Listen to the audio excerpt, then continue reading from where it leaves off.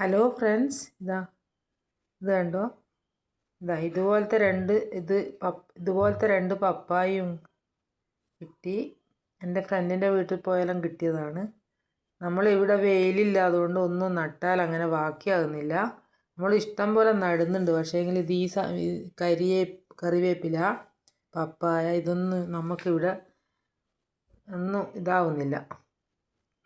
നമ്മൾ നടുന്നുണ്ട്, പക്ഷേ അതങ്ങനെ അങ്ങ് പോയി പോകുന്നു.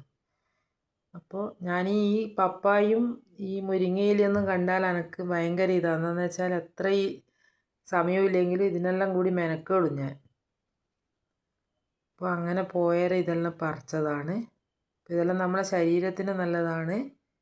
ഇത് വറവാക്കിയിട്ട് നമ്മൾ പറിക്കുന്ന സമയത്തുണ്ടല്ലോ, ഇത് നിലത്ത് വീണ് ഉടഞ്ഞു പോയാൽ പിന്നെ ഇത് പഴുപ്പിക്കാൻ വെച്ചിട്ട് കാര്യമില്ല. അപ്പോൾ ഇത് പഴുക്കുകയില്ല, ഒന്നും പറ്റില്ല. ഇപ്പോൾ കറി വെച്ചിട്ടാണെങ്കിലും വറവാക്കിയിട്ടാണെങ്കിലും നമുക്കത് കഴിക്കാം.